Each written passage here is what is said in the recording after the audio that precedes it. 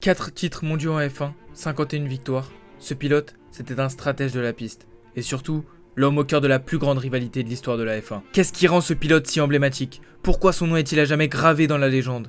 Aujourd'hui, je vais te parler d'un prodige qui a fait de la F1 son terrain de jeu pendant plusieurs années et qui a laissé une empreinte mémorable dans le sport automobile. Alain Prost naît en 1955. Rien dans son enfance ne le prédestine à la course. Il aime le sport, il rêve d'être footballeur ou prof de gym. Mais à 14 ans, il monte pour la première fois sur un kart. Et là, il comprend. Ce n'est pas la vitesse qui l'attire, c'est la maîtrise. Le geste parfait, le freinage au millimètre, il aime quand tout est sous contrôle. Il grimpe vite, très vite. Karting, Formule Renault, Formule 3. En 76, il gagne 12 courses sur 13 en Formule Renault. Et en 79, il devient champion d'Europe de F3 en battant Derek Warwick.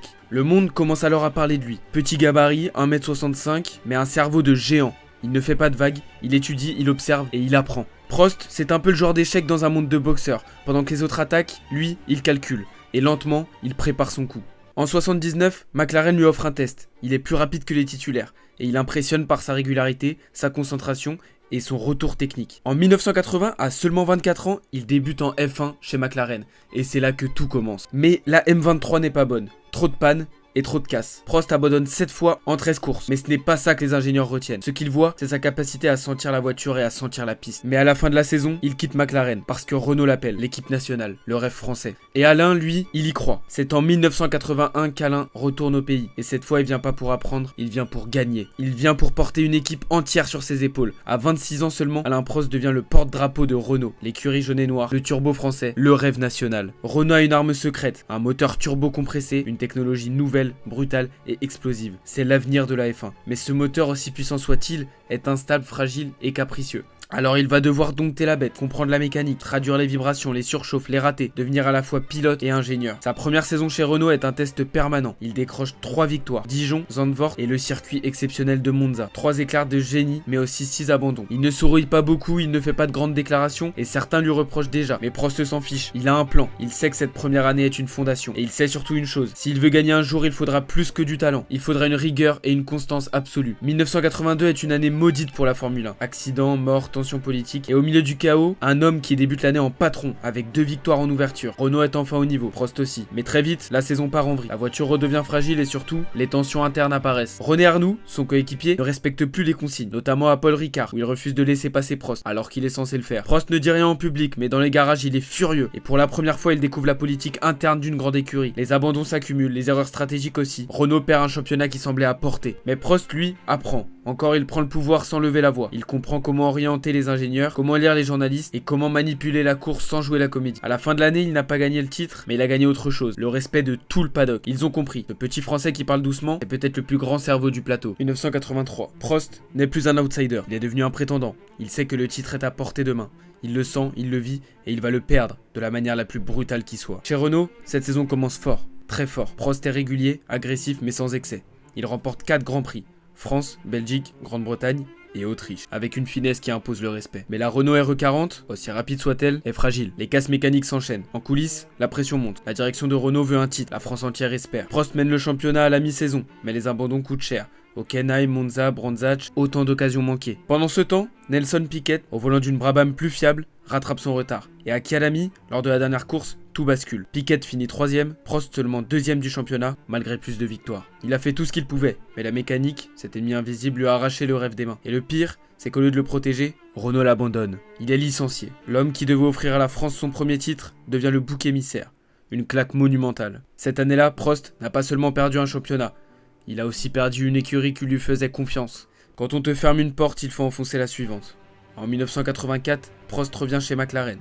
Et il revient pour tout rafler. Il découvre un châssis d'orfèvre, la MP4-2, et un coéquipier redoutable, Niki Lauda. Légende, miraculé, cérébral, sur le papier, Prost est plus rapide. Il remporte 7 grands prix. Lauda seulement 5. Mais Lauda abandonne moins. Il termine plus souvent, il capitalise sur chaque course. À Monaco, Prost mène sous la pluie. Mais la course est arrêtée à cause des conditions. Senna, alors rookie, aurait pu gagner. Prost reçoit une demi-victoire, un demi-point. Et à la fin de la saison, c'est ce demi-point qui fait toute la différence. Lauda est champion, Prost vice-champion. Prost encaisse, une fois encore. Mais il apprend. Il comprend alors que la régularité et l'endurance mentale valent autant que la vitesse. Et qu'un jour, ça viendra. 1985. Il avait été le stratège malchanceux, le numéro 2 malgré lui. En 85, il devient enfin ce qu'il devait être depuis 3 ans, le meilleur. La McLaren est moins dominante, mais fiable. Prost est dans une zone de performance et de lucidité totale. Il gagne 5 courses, mais surtout, il maximise chaque opportunité. Il gère ses pneus, ses relais, son moteur, ses adversaires. Il pilote avec une vision d'ensemble que peu de pilotes comprennent encore à cette époque. Face à lui, des adversaires de renom. Michel Alboreto chez Ferrari, Rosberg, Abranzach. En septembre, Prost voit son rêve se réaliser. Il devient alors champion du monde. Premier français à le faire, l'apothéose, c'est une délivrance. Le couronnement d'un esprit méthodique dans un sport encore dominé par les impulsifs. Il est désormais au sommet, mais la route ne fait que commencer. 1986. Quand on lit le scénario de la saison 1986, on se dit que Prost n'aurait jamais dû la gagner. Mais justement, c'est ça qui rend cette victoire encore plus légendaire. Williams a la meilleure voiture. Mansell et Piquet sont les favoris. Prost, lui, rame avec un moteur un peu moins puissant. Mais il compense encore une fois par sa rigueur. Il gagne au Castellet, en Autriche, en Italie. Il accumule les points, mais reste derrière. Jusqu'à Adélaïde, dernière course. Mansell n'a qu'à finir dans les 3 premiers pour être champion. Mais à 300 km/h, c'est le drame. Son pneu éclate. Piquet est rappelé au stand par précaution. Prost reste en piste. Ce jour-là, Prost n'a pas piloté une voiture. Il a dirigé un opéra. Et il a gagné. Il est champion du monde pour la 2e fois. Contre toute logique, contre toute prévision. Il y a des saisons où tu ne joues pas pour gagner. Tu joues pour survivre. Pour rester dans le jeu. 1987, c'est l'année où Prost a dû composer avec une voiture qui ne pouvait plus suivre le rythme. La McLaren est vieillissante, le moteur TAG Porsche est à bout de souffle. En face, les Williams Honda sont injouables. Piquet et Mansell ont des avions de chasse entre les mains. Et pourtant, Prost fait des miracles. Il remporte 3 grands prix, Brésil, Belgique, Portugal. Il bat même un record majeur, celui du plus grand nombre de victoires en carrière, dépassant le célèbre Jackie Stewart. Mais le reste du temps, il lutte contre la mécanique, les abandons, les erreurs de l'équipe. Il finit 4ème du championnat, loin des prétendants au titre. Ce que le public ne voit pas, c'est ce que Prost continue de bâtir en silence. Il devient un maître de la régularité, un patron dans l'habitacle, et il refuse de se plaindre, même quand la voiture ne répond plus. Et surtout, il prépare l'avenir. En coulisses, il pousse Ron Dennis à changer de moteur. Et Honda, impressionné par son professionnalisme, accepte de rejoindre McLaren. Cette saison est un chantier, une transition. Mais pour Prost, chaque pierre posée est une victoire invisible. 1988. On dit que la rivalité entre deux pilotes peut faire exploser une équipe. En 1988, McLaren va alors entrer en fusion. Honda arrive, et avec eux, Ayrton Senna. Le Brésilien est magnétique, rapide comme l'éclair, mystique presque. Face à lui, Prost est la glace contre le feu. 2 univers incompatibles, 2 visions de la course, l'instinct contre la logique. La MP4 est invincible, 15 victoires sur 16 courses, une domination absolue. Senna gagne 8 fois, Prost 7. Mais Prost marque plus de points au total, sauf qu'à cette époque, seuls les 11 meilleurs résultats sont comptabilisés. Résultat, Senna est champion. On peut le voir comme une injustice mathématique. Prost a été plus régulier, mais Senna est quand même sacré champion. La tension monte. En dehors des caméras, les deux hommes ne se parlent plus. Sur la piste, c'est la guerre froide. Chaque dépassement est une déclaration d'hostilité. Le duel Prost-Senna devient alors un gros affrontement sportif. Il y a des saisons où tu ne conduis plus une voiture, tu conduis ta propre colère. 89, ce n'est plus une rivalité, c'est une guerre sans merci. Prost est fatigué, usé par les coups bas, les tensions internes. Il accuse Honda de favoriser Senna. Il soupçonne l'équipe de lui cacher des données. Mais il se bat, il gagne 4 grands prix, reste solide. Senna, lui, abandonne souvent. Prost mène au championnat jusqu'à la dernière ligne droite, Suzuka, au Japon. Prost sait que s'il termine devant Senna, il est champion. En course, Senna attaque à l'intérieur. Prost ferme la porte violemment. Collision, les deux sortent. Senna repart, gagne la course, mais est disqualifié par la FIA pour avoir coupé la chicane. Prost devient champion du monde pour la 3e fois, mais il ne célèbre pas, parce que ce titre est sali, polémique, amer. Il quitte McLaren, dégoûté et usé. Senna et lui se sont mutuellement détruits, et dans l'explosion, Prost est parti avec un titre, mais sans joie. 1990, tu gagnes 3 titres, tu quittes l'équipe la plus puissante du monde, et tu choisis Ferrari. En 90, Alain Prost ne cherche pas la facilité. Il cherche le défi. Il va vers de nouveaux horizons. La Scuderia n'a plus été championne depuis plus de 10 ans. L'ambiance est italienne, passionnée, instable, imprévisible. Mais Prost veut rendre Ferrari à nouveau championne. Il veut faire ce que Lauda avait fait en 75, dompter le chaos. Et ça fonctionne.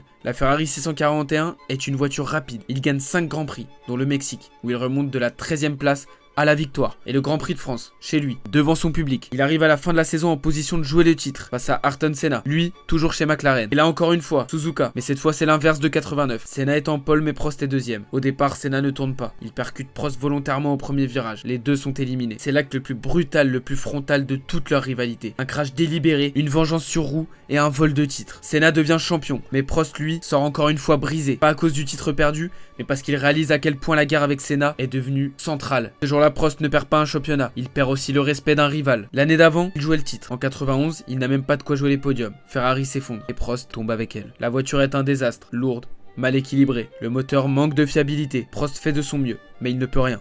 Il ne remporte aucun Grand Prix, aucun podium. Il abandonne à 7 reprises. En interne, la tension est insupportable. Prost critique publiquement la voiture, la comparant à un camion. Chez Ferrari, cette phrase est vécue comme une trahison. Et à 3 courses de la fin, il est licencié sur le champ. Le champion, le stratège, l'homme froid est viré comme un junior, sans cérémonie, sans respect, sans adieu. Il regarde les dernières courses de la saison depuis son canapé. Pour la première fois depuis 80, Alain Prost n'est pas sur une grille de départ. C'est peut-être le moment le plus sombre de sa carrière. Mais attention, il en faut plus pour écraser le triple champion. 1992. Prost prend une année sabbatique. Officiellement, il réfléchit. En réalité, il rumine. Il refuse toutes les offres. McLaren lui tend la main, Ligier aussi, mais Prost ne veut pas revenir pour jouer les figurants. Il revient que si la voiture est capable de gagner. Alors il observe, il regarde Senna dominer par moments. Williams reprendre le contrôle du championnat grâce à Nigel Mansell. Et il négocie dans l'ombre. Il obtient un contrat chez Williams Renault pour 93, mais à une condition, que Senna ne soit pas son coéquipier. Trop de guerre. 1992, c'est le calme avant la dernière tempête. Prost se repose, mais il recharge, parce qu'il a une dernière chose à prouver. 1993. À 38 ans, après une année de silence, il revient. Il fait ce que peu ont fait. Il revient au sommet. Une dernière danse, une dernière leçon. La Williams FW15C est un bijou d'ingénierie. Suspension active, boîte semi-automatique, ABS. La voiture est une fusée intelligente, mais il faut savoir la piloter. Et Prost, malgré l'âge, reste un maître. Il gagne 7 grands prix, dont le premier à Kyalami pour son retour. Il domine la saison avec classe, constance et sang-froid. En face, Senna est encore là. Ils se croisent, se battent, mais à distance. À Estoril, Prost devient champion du monde pour la 4e fois. Et puis, à la surprise générale, il annonce sa retraite. Il aurait pu continuer, mais Prost sait quand s'arrêter. Il veut partir debout, couronné, acclamé. Lors de la dernière course à Adélaïde, il monte sur le podium, aux côtés de, vous l'avez deviné, Ayrton Senna. Les deux hommes se serrent la main. Le Brésilien prend même la parole pour le saluer. C'est un moment suspendu. 2 ennemis, de légende, un respect tardif, mais sincère. Entre 83 et 93, Alain Prost n'a pas juste gagné des titres. Il a écrit une forme de poésie froide, une stratégie incarnée, un combat silencieux contre le bruit. Et il l'a gagné, à sa manière, sans crier, sans s'incliner. Il vient de tirer sa révérence. Il est champion, il est libre. Et pourtant, l'année 1994 commence dans l'ombre. Le paddock tremble, Senna et Prost ne sont plus rivaux. Ils sont juste 2 hommes liés par une décennie de feu. Et pourtant, à Imola, le 1er mai 1994, Senna perd la vie. Une partie de Prost meurt ce jour-là. Il est à la radio ce week-end-là, et lorsque la voiture de Senna tape le mur, tout s'arrête. Il ne pleure pas devant les caméras, mais son silence en dit plus que toutes les larmes du monde. Son éternel rival est mort.